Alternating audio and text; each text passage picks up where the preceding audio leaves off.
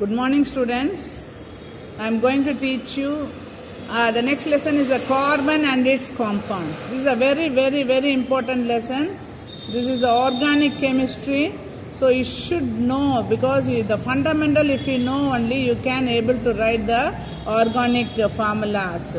So it's a very important.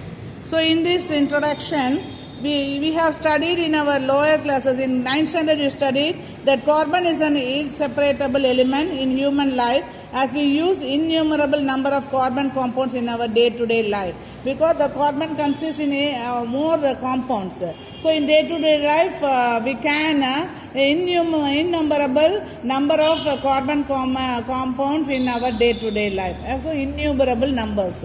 So because the food we eat, medicine we take, when oil, clothes we wear, domestic and automobiles, fuels, paint, cosmetics, automobile parts, etc. all contain carbon. That we use contain carbon compounds. The number of carbon compounds found in nature and man-made is much higher than that of any other element in the periodic table. So if you take nitrogen, that phosphorus, all, that the carbon only contains more numerous number of compounds in the, that is numerous numbers. So the number of carbon compounds found in nature and man-made is much higher than that of any other element in the periodic table. In fact, there are more than 5 million compounds of carbon.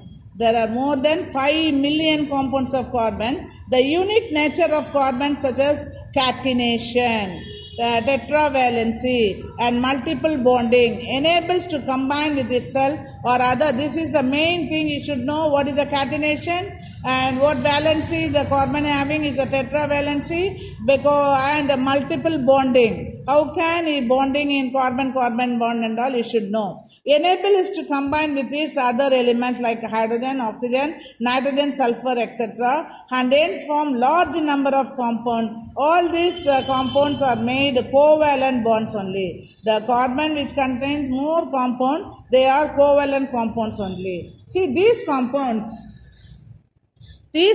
are called organic compound. In this lesson we can learn about the carbon compounds. So you should know this one, general characteristics of the organic compounds.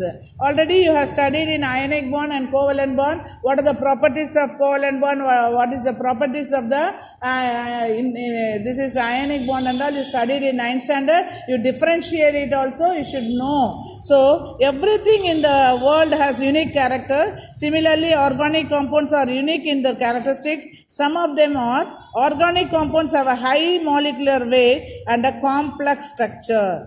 High molecular weight. Organic compounds have a high molecular weight and a complex structure. They are mostly soluble in water, insoluble in water. We studied because it is only soluble in non-polar solvents like alcohol, benzene, ether, etc. In this lesson you studied in solubility lesson. So, but soluble in organic solvents such as ether, carbon tetrachloride, toluene, etc. They are highly inflammable in nature. What is meant by inflammable? They can highly catch fire easily. They are highly inflammable. In 8th standard itself I told what is inflammable. Inflammable means highly catch fire easily in nature. Organic compounds are less reactive compared to the inorganic compound. Because we are comparing to the inorganic organic compound, organic compounds are less reactive than the inorganic compound. Hence the reaction involving organic compound proceed at a slower rates only, it will proceed. So classification of organic compounds. Organic compounds based on the pattern of carbon chain. And before that, mostly organic compounds form covalent bond in nature. They have lower melting point and boiling point when compared to the inorganic compound. They exhibit the phenomenon of isobarism, in which a single molecular formula represents several organic compounds that differ in their physical and chemical properties. See here, C2H5O is the structure, that is the molecular formula.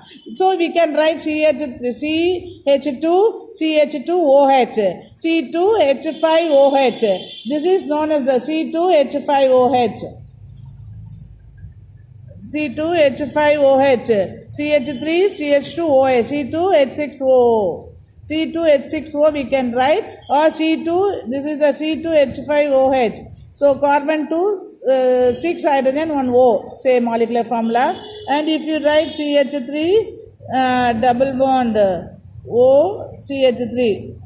If you make this one, what happens? This is the ether, and we can write this. So see, this is C2H6O. Like this we can able to write this. This is known as isomerism. They are volatile in nature, easily evaporate in nature. Organic compounds can be prepared in the laboratory. We can prepare the organic compound ethane, methane, butane in the laboratory. Thank you, students.